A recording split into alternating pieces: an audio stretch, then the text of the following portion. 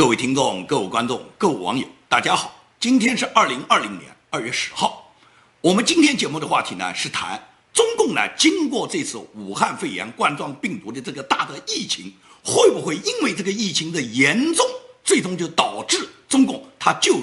一下子就倒下了？这是我们今天想谈论的话题。因为呢，很多朋友都在问我，是不是就说中共这次就扛不过去了？中共会不会倒下？我相信所有爱好中国民主的人都希望呢，中共呢能够借着这次机会呢就彻底倒下。但是能不能倒下呢？倒下是需要什么条件呢？我觉得这是我今天要跟大家分析的。中共能不能倒下？倒下应该具备哪些条件？那我们先谈能不能倒下。我觉得中共要不要倒下，首先取决于中国有没有内变，也就是中国有没有大规模的民众的反抗，有没有大规模激烈的民变。由民变来导致最终的军变或者是政变，首先要有民意基础。那么在中国有没有这个民变的基础呢？我们可以看到啊，这么多年来，中共呢对整个民众的管理呢，一是欺骗，二是恐吓，也就是他们用强大的维稳呢压住了所有的反对派，同时呢，他们对民众呢不断的欺骗和洗脑。几十年下来，从中共建政到现在70年，尤其是8964之后的这30年，经过几任领导人不断的对老百姓的洗脑，目前来达到什么？目前达到就是现在的民众，可以讲就是80后、90后、00后这些年轻人，基本上就叫小粉红，而原来的那些50后、60后、70后呢，又可以称为是老粉红。为什么这样讲呢？也就是说，整个这个人群中，整个中国的14亿人群中，绝大多数人都是被共产党严重洗脑的。严重洗脑到了什么程度？也就是国家不管是在灾难到了什么程度，他们都没有想过我们要起来推翻这个国家，要推翻这个制度，要改变这个制度，来根本的去消除给人民带来这种水深火热灾难的这个根本的中共的遏制。没有人这样想。可以讲，基本上中国绝大部分人不是这样想，中国绝大部分的老百姓他们是拥护共产党的，这一点是不能否认的。很多人跟我去讨论，说反党的人很多，对这个制度不满的人很多，那仅仅是一部分，这一部分人在整个全民的比例里面，你说能占多少？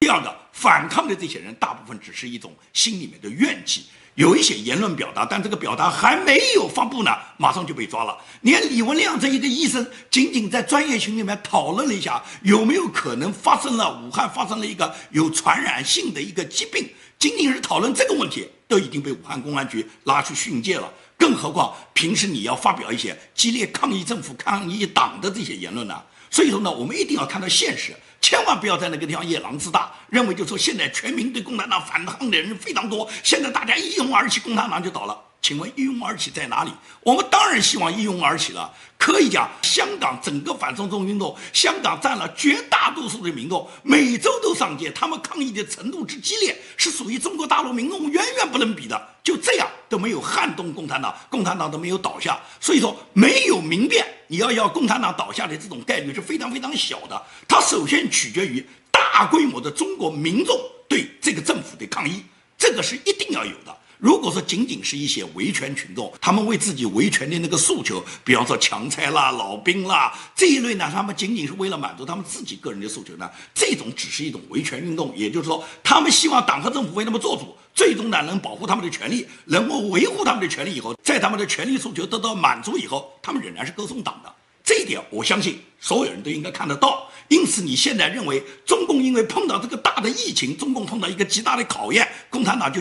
倒下一定是要有条件的。这个条件取决于多方面。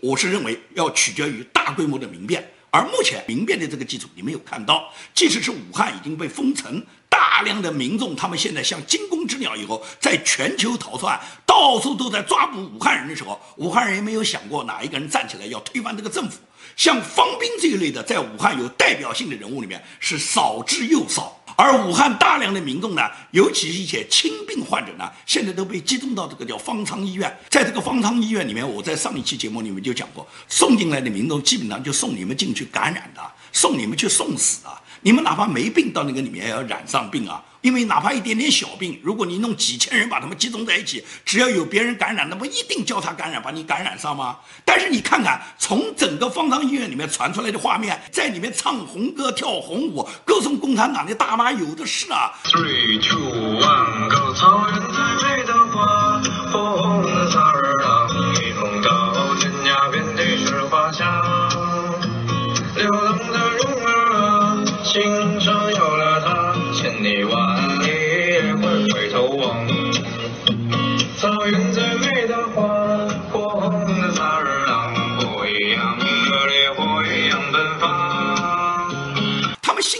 愉快啊。这也就是说，这些人他们自己已经到了死亡的边缘，他们可能在这里，在这个方舱医院马上就染上重病，而重病的结果很可能就是死亡，就是火化的这个结果。在这个时候，他们仍然都在歌颂着党，他们根本就不知道他们已经踏在死亡的边缘上。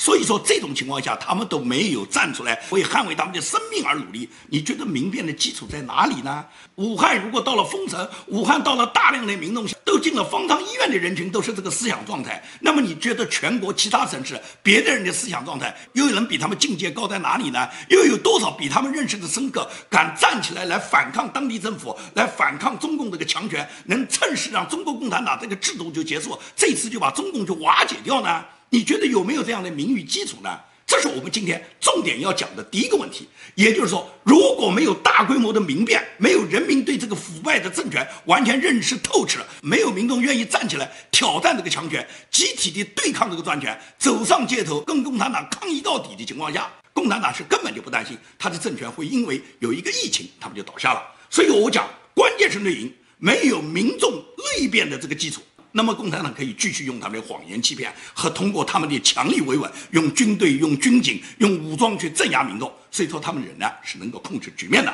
这是我要谈的第一个问题。也就是说，在没有民变的情况下，共产党他要倒下是很难的，这是第一个问题。第二个问题就是党内斗争。党内斗争大家都认为党内斗争一直存在，中共它从建党开始，它党内斗争一直存在，尤其建政之后，中共的党内斗争就更加的尖锐。因为大家都要抢班夺权吗？大家都要有政权吗？就像毛泽东对刘少奇不满，他对刘少奇不满已经不是一天了，他忍了很多年啊。但是好好的怎么去打倒刘少奇啊？打倒刘少奇在党内要大家服气啊，不然人家认为我们怎么敢跟着你主席干啊？跟着你干的结果最后都像刘少奇一样。所以毛泽东他要打倒刘少奇，他要找个办法。找个什么办法呢？发动群众吗？文化大革命吗？让红卫兵小将上吗？最终让红卫兵小将上的结果，也就是刘少奇这个国家2号人物，这个党的接班人，最终他跟毛泽东就说实在是扛不住了，这主席啊，你就让我回家当个农民吧，我不要这个权利啊，我不要当这个2号领导人，我也不需要掌控国家这么高的权利。但是老毛会让他去当个农民吗？老毛要让他死掉，最终刘少奇死的时候连他的真实名字都没有留下来。这是中共多年来党内残酷斗争的一个写照。那么你说现在习近平在党内有没有斗争？这个党内斗争是很明显的。首先是李克强他自己的窝囊无能，就导致了习近平的飞扬跋扈。李克强是中共建政这么多总理以来是最无能的一个总理，他跟习近平共同接班到现在，经过了18大，经过了19大，已经是2届政府总理了。但是李克强他是根本就没有能力的。李克强，你通过这次疫情，你可以观察出，李克强这次是获得机会的。他不是担任中央疫情领导小组组长吗？按道理，中央疫情领导小组组长在这个时候，既然是中央成立的最高的能够调度指挥全国的一个防控疫情的最高指挥机关，李克强作为这个里面的领导小组组长，他如果真的很有能力，他也有这个实力能对抗习近平的话，李克强完全可以垂直领导啊，完全可以在全国各省全部建立防疫指挥部。防疫指挥部里面的第1把手、第2把手就必须是当地的省委书记和省长来亲自接任，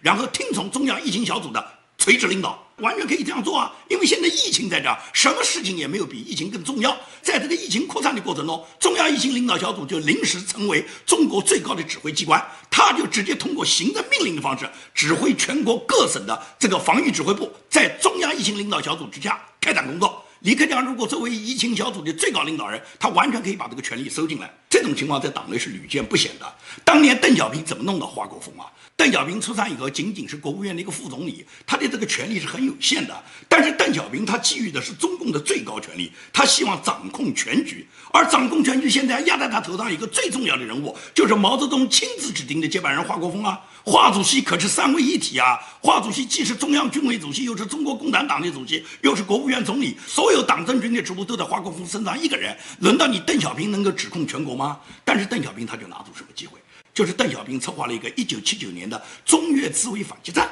他搞这个反击战根本就不是为了跟越南打仗，他打仗只是一个幌子，而是通过这个打仗能够让他垂直领导，能够让他指挥全国，能够让他通过这个来布局来掌控权力，能够通过这个能更换掉一批官员，然后呢把自己的亲信调整到一些重要岗位上，形成全国全党全军里面对邓小平个人拥护。当邓小平有了大局，有了大部分人对他拥护之后，就开始逼宫了。这是邓小平当年的策略。所以说，邓小平因为要打仗，华国锋对军事不是很懂，华国锋也不知道这个仗如何去打，就交给邓小平去打。那么邓小平作为军委的主要领导人，他就布局了这个战争。在布局这个战争的过程中，邓小平就多次以中央军委的名义向全国党政军调集各种物资，控制了党政军里面所有大员，在支持这场战争。因为战时状态嘛，战时状态谁不服从战争的需要？在这种情况下，邓小平一举就扩充了他的江山，然后排挤了很多中共原来华国锋身边的领导人，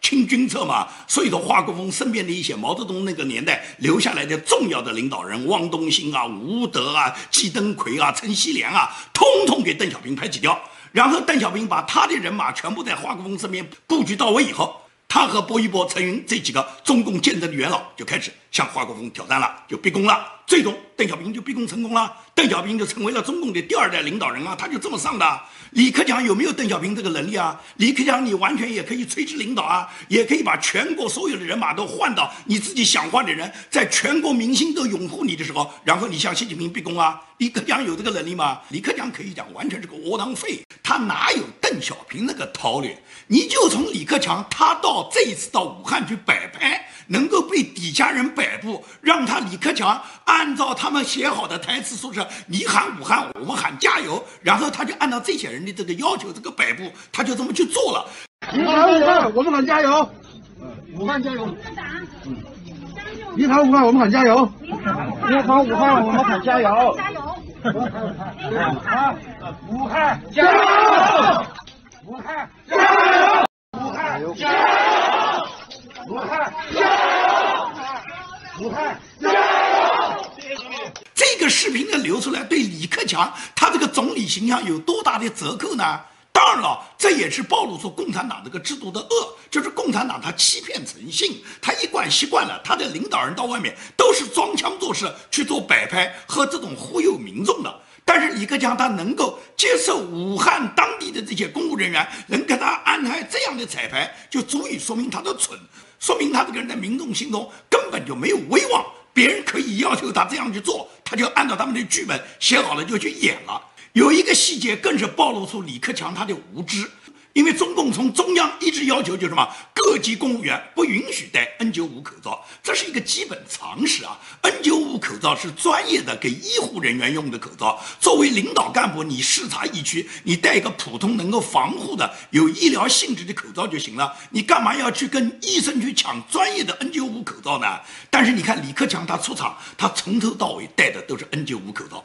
也就是底下人给他什么口罩他就戴上什么口罩，他根本就没有了解这个细节，他根本就不知道 N95 口罩和普通的这个医疗防护口罩，普通市民用的这种防护口罩有什么区别。而习近平就比较聪明了，习近平他最近这2天他刚刚出来去视察北京的医院一些小区，习近平走到哪里戴的口罩，习近平戴的是普通口罩，习近平就没戴 N95 口罩，也就是这个细节就一下子让中共的很多高层领导人就认为李克强你没有执行中央的指示嘛，你中央疫情防治小组的组长，你国务院总理你都戴 N95 口罩，那为什么你们要求我们其他的官员都不能戴 N95 口罩呢？那么你都跟医生去抢专用医用口罩，我们为什么不能抢呢？所以到了这个时候，就是李克强就是被出丑。这种事情呢，相信李克强他事先是不知道的，但只能说明他这个人在这些细节问题上面，他没有认真考虑过，他也没有了解过 N95 口罩和普通口罩之间的区别，所以他就很盲目的就戴了 N95 口罩到武汉去逛了一圈。那从头到尾，他能够在影视资料上面留下来的所有照片都是戴的 N95 啊，在这一下子，习近平就又出了他李克强的丑啊。李克强他就不清楚，这个党内斗争，他往往是通过很多细节是让你下不了台的。李克强他跟习近平去争这个权利，他争这个权利要他自己能够有把控的能力。习近平给他安排的这个中央领导防御小组的组长，本来就是让他背锅的嘛。这个小组你看看，7个成员里面2个正国级，5个副国级，全部是中央维稳的成员，不是北京市委书记蔡奇，就是中办主任丁薛祥，要么就是主管意识形态的中央政治局的常委王沪宁，再加上就是赵克志公安部部长以及中宣部部长黄坤明，所有的这些人通通都是来搞意识形态的，来控制的，来搞维稳的。里面唯一2个干活的，一个是副总理孙春兰，还有一个是国务院的秘书长，这2个人算是李克强能够指挥得动的。但是孙春兰他现在搞的这个中央督察组，他是听命于习近平啊。习近平不讲是他亲自指挥、亲自部署吗？习近平通过整个这个疫情，很多人认为疫情到了以后，是不是习近平就扛不住了，这个共产党就要倒台了？习近平在这个疫情到来之后，他根本没有考虑过这个疫情给百姓会带来多少影响，多少老百姓会死于这一次灾难，多少人会死于非命，这不是他要考虑的。你爱死不死，他重要的是通过疫情去检验干部，检验干部对他的忠心程度，看看你们这些人究竟是向李克强汇报，还是向我汇报？你们是按照我的部署和指挥去做，还是你们在听李克强的？因为李克强名义上是中央疫情防治小组组长啊，他召开的会议，他传达的指示，你们应该去执行啊。但是你们真执行他的，还是执行我的？这是习近平他要考虑的。他刚刚空降了陈一新作为中央督察组的副组长到了湖北，让陈一新去指导湖北的抗疫工作。那陈一新这个中央督察组的这个副组长，这个中央督察组究竟是在习近平指导下的中央督察组，还是中央疫情防治小组下面的中央督察组？他跟中央疫情防治小组是什么关系？是平级关系还是上下级关系？陈一新这个副组长，李克强能不能指挥得动？如果说陈一新这个副组长直接是听命于习近平的，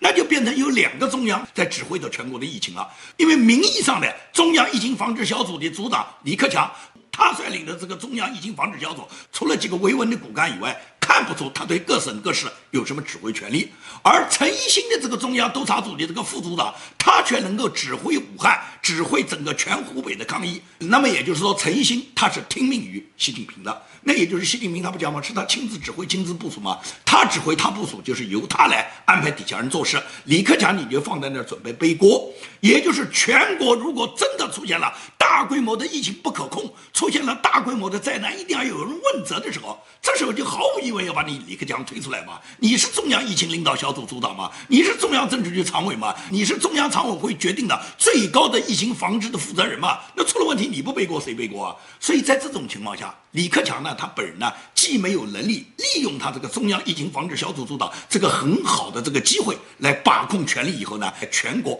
垂直领导，成立各地的防御救灾指挥部，让各地的防御救灾指挥部听命于中央疫情领导小组，听命于他这个李组长的。在这个时候，他扩充了权力以后，就像邓小平一样，把底下的人心收复了以后，然后逼宫。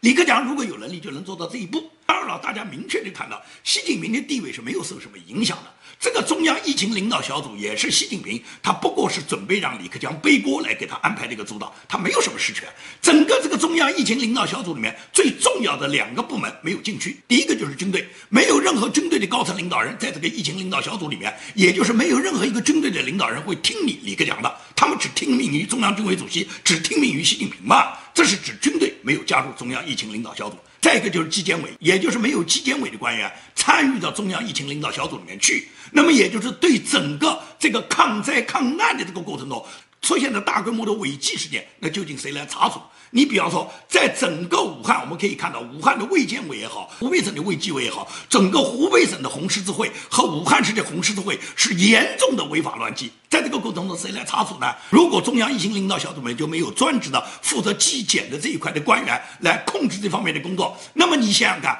武汉市红十字会也好，湖北省红十字会也好，包括中国国家红十字会也好，他们都在乱来啊，他们都在私吞物资啊，他们都在私分赃款啊，不就是这样吗？所以在这种情况下，李克强他真的是没有拿到权力，因此这个所谓党内斗争，通过党内斗争以后撼动了习近平的地位，然后引起了共产党的巨变，这种可能性我可以讲几乎不存在。因为共产党的官员随便他们怎么斗，你觉得他们斗的结果目的就是为了推动中国民主吗？为了共产党这个制度改变吗？为了共产党结束以后还人民一个自由民主的制度吗？中共哪一个官员会这样想啊？中共有过任何一个官员，可以讲从中共建政以来，随便中共多么开明多么清廉的官员，包括胡耀邦赵紫阳，没有一个人想过要把共产党结束啊，没有一个人想过要把共产党的执政地位替换掉啊。他们最多是希望党内有一些改变，党内有一些良心人士希望共产党改良，希望共产党能够贴近民意，共产党不要那么专横，能够和各个党派能够友好协商，作为执政党能够体谅各个其他党派大家的团结，能给老百姓一些宽松的环境，这不过是共产党官员里面一部分良心派他们最善良的愿望了。没有一个共产党的高级官员会说，我掌握了权力以后就就是把共产党结束，就是把共产党制度改变，就是把共产党这个执政党一党专制把它摧毁，然后给中国的民众让他们获得自由民主的权利，有吗？有共产党这样一个官员吗？所以说完全没有。在这种情况下，指望共产党内斗给人民带来一个民主的明天是完全不存在的，跟这个大的灾难来了，大的这个疫情来了没有任何关系。即使有大的疫情，他们在党内有各个党派互相的争斗，但争斗来争斗去都是为了他们私人的权利，为了他们个人的这个小圈子，为了他们个人的山头，为了他们扩充自身的权利，而绝对没有为人民着想。所以说我讲的第二点，也就是不存在，也就是党内斗争不可能改变共产党一党执政现在的这个地位，也不可能把民主权利交给人民。这是我讲的第二点，也就是第一点，就是没有大规模的民变，没有民众的抗争，没有民众集体的能够意识到要把共产党这个制度推翻。中国民众不能像香港民众一样，像他们一样完全站在街头跟共产党表达他们自己坚决的抗议。没有这个民变，那么共产党它可以继续欺骗人民，镇压人民。那么党内斗争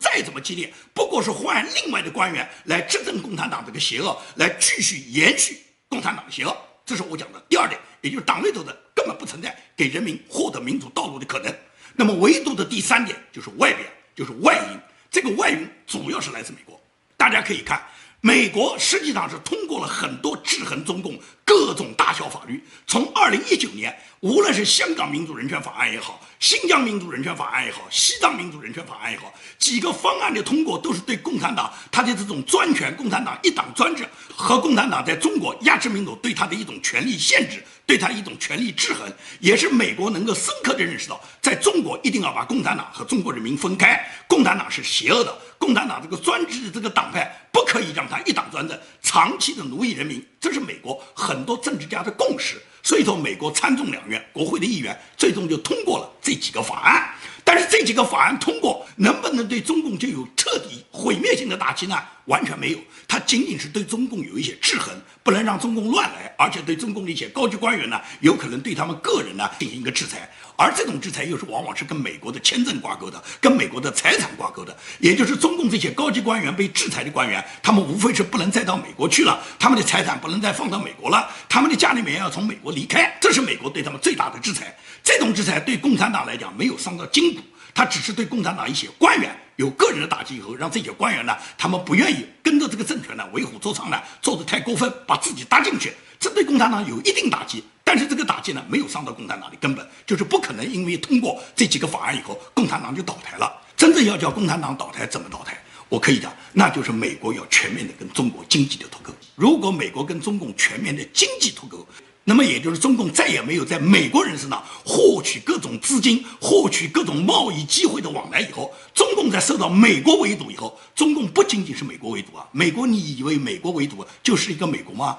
美国如果真正是跟中国脱钩，就是全世界跟中国脱钩。因为美国对中国的制裁一定会从 WTO 入手，也就是你中共加入世贸组织这么多年来，你违背了世贸组织的规则，在这种情况下，美国会把中国踢出 WTO。如果美国真的是跟中国脱钩，把中国一旦踢出 WTO， 全世界不会有哪个发达国家跟中国做生意。如果全球都在围堵中共，跟中共全部脱钩，你觉得中共还能扛下去吗？可以讲，中共现在最依赖的就是依赖美国。如果美国跟中国翻脸，如果美国真的跟中国是脱钩的关系，你想想看，中国会是一个什么关系？因为美国其实朝野里面都有很多人是要求川普总统要跟中国脱钩，不要依赖中国，不要跟中国有任何经济往来。但川普不这样想，川普想的就是什么？对中国有一定制衡，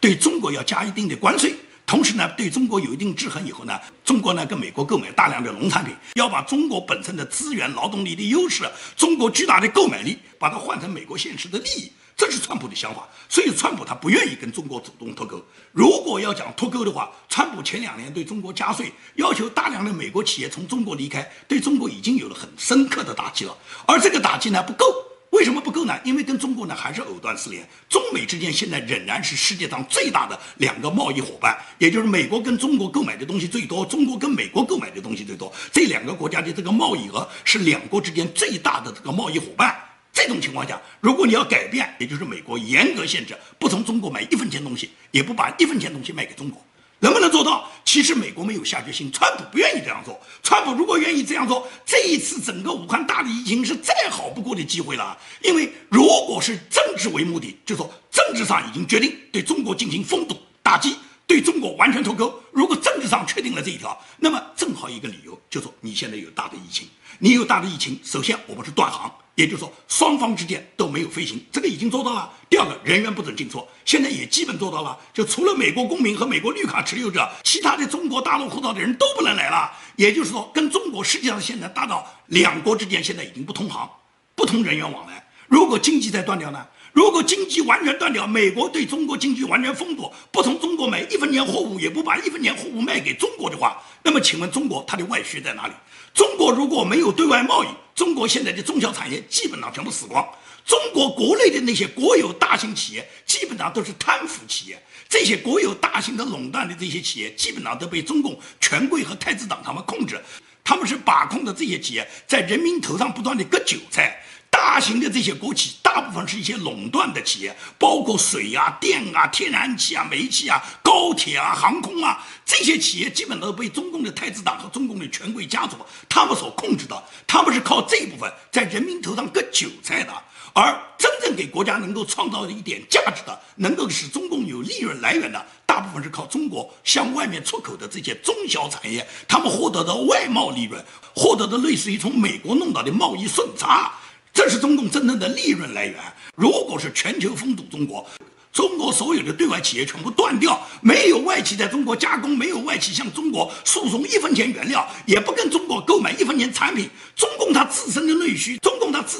它完全没办法消化。第一个，中共自身就没有这种生产能力，能够保证自己国计民生的这个粮食和粮油产品，也就是这一块老百姓吃喝用的这部分，中国自身是生产不出来的。如果全世界不卖给你中国，中国连粮食连猪肉都不够。如果你说工业产品生产的大量的工业产品，现在在中国的内需，中国老百姓首先在吃饱了饭才有内需，没有饭吃情况下，谁要你那个内需啊？所以说，当全世界如果围堵中共时候，中共显然是活不下去嘛。他没有金钱，经济崩塌了，你觉得共产党拿什么去统治人民？而且老百姓如果都没有钱，都不能上班，都还不了房贷以后，哪个老百姓还能够坚持就这么活下去？所以说，我认为要摧垮中共最大的动因是来自于外因，就是当外部完全封堵中国的时候，中国这时候内部就开始产生变化了。因为大家都知道，外因一定要通过内因产生变化。当所有的外部力量全部结合好的时候，中国的那个内因就必然会变化。因为中共这个内因现在之所以没有变化的情况下，